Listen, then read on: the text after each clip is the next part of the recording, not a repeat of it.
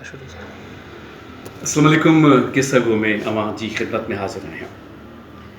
इहा अवां जी मोहबत आहे जो तव्हां मूंखे एतिरे तादाद में यादि कयो था ऐं एॾो वॾो अंग आहे ईमेल्स जो ऐं टेलीफोन्स जो ऐं तंहिंखां सवाइ तव्हांजा जेके टेक्स्ट ते अचनि था, जेके तव्हांजा कमेंट्स अचनि था, मूंखे हिकिड़ो अर्ज़ु करिणो हुयो त कमेंट्स कुझु घणा अचनि था त पोइ उन्हनि खे जवाबु ॾियण में ॾुखियाई थिए थी। ॾुखियाई मुंहिंजे पार्ट ते आहे, छाकाणि त फेसबुक में शायदि ईअं आहे त जेकॾहिं तव्हां जवाबु रिपीट कयो था त पोइ रेड कलर जो स्पैम अची थो वञे, त हाणे तव्हांजो जवाबु हिन वक़्तु कोन बीठो। त पोइ जॾहिं उहो कोन थो वञे त दोस्तनि खे ॾुखियाई बि थिए थी, शायदि नाराज़गी बि थिए थी त ॿियनि खे जवाबु मिले थो, असांखे जवाबु नथो मिले। त कोशिशि बहरहाल मुंहिंजी इहा ई हूंदी त तव्हां सभिनी खे बर वक़्तु जवाबु ॾिनो वञे, ऐं जेकॾहिं का ताख़ीर थिए थी त उनजे लाइ मां तव्हांखां मज़द ख़्वाह आहियां, पर मुंहिंजे पारां उहा ताख़ीर कोन हूंदी। इन शइ खे पक ॼाणिजो। ऐं हिकिड़ो हिकिड़ो कमेंट मूं ताईं पहुचंदो आहे, ऐं हिकिड़ी हिकिड़ी ईमेल जो मां जवाबु ॾींदो आहियां।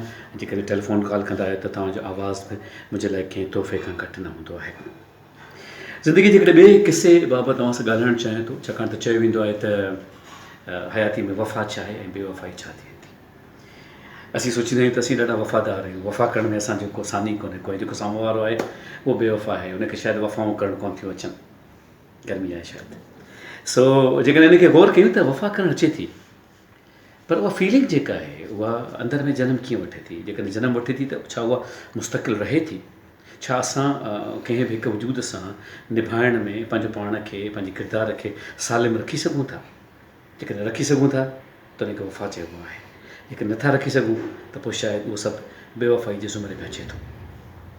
हिकिड़ो किसो, उहो ई परॾेही किसो जेके तव्हां सां शेयर करणु चाहींदुसि मां। उन में आहे त हिकु छोकिरी का बेहद हसीन हुई, के पार्टी वार्टी में किथे हुई, ऐं सभई जेके मौजूदु हुआ उन में उनजो हुस्न बेइंतिहा बेमिसल बेनज़ीर हुयो। त हुते हिकिड़ो छोकिरो हुयो जंहिं चाहियो पिए त मां इन छोकिरी सां कुझु पल गुज़ारिया, के ॻाल्हियूं कयां। त हुनखे चयो त पाण गॾिजी कॉफ़ी पी सघूं था। त हुन छोकिरी चयो त वाई नॉट, जेसिताईं मुंहिंजी गाॾी अचे त पाण कॉफ़ी पी सघूं था। त हुन वेटर खे इशारो कयो त कॉफ़ी। त जीअं ई वेझो आयो न त वेटर हुन खां पुछियो त मतिलबु कहिड़े क़िस्म जी कॉफ़ी कीअं हूंदी? त हिकदमि छोकिरे जी वात मां निकिरी वियो त आई नीड सॉल्ट। हाणे छोकिरी हुनखे ॾिठो त ही मतिलबु शुगर चवणु चाहे थो या सॉल्ट? त छोकिरी कंफर्म कयो सॉल्ट, लूणु? हुन चयो हा यस सॉल्ट, मूंखे लूणु ई खपे। ख़ैर ॿेरो कॉफ़ी सर्व करे वियो, लूणु बि खणी आयो, खंडु बि खणी आयो। त हैरत थी छोकिरीअ खे त हिन लूणु छो घुरियो आहे?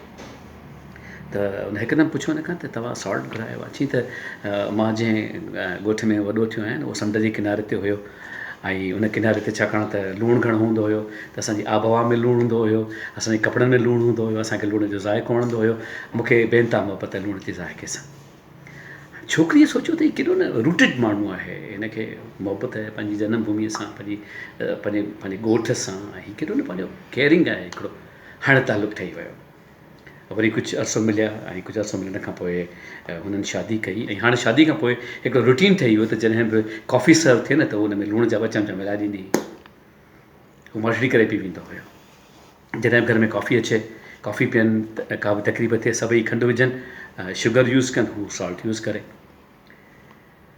22 साल गुज़री विया। हिकिड़ी ओचितो हुन बुज़ुर्ग जी वफ़ात थी वई, कुराड़े जी।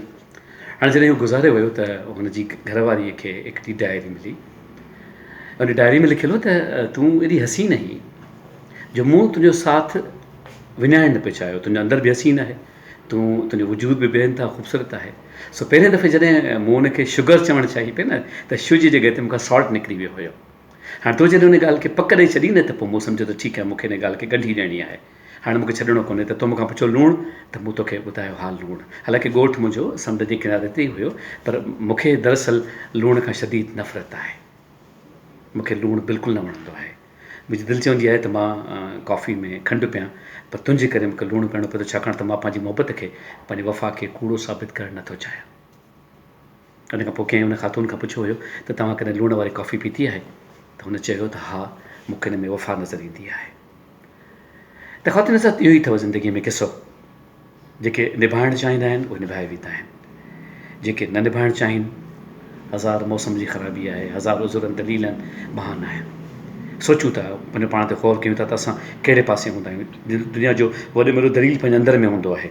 छा उहो दलील असांखे उन पासे वठी वञे थो जेके वफ़ा चइबो आहे, या ख़ुदा न ख़्वास्ता असांजे अंदरि में किथे न किथे का अहिड़ी दरी खुले थी जेके बेवफ़ाई चइबो आहे।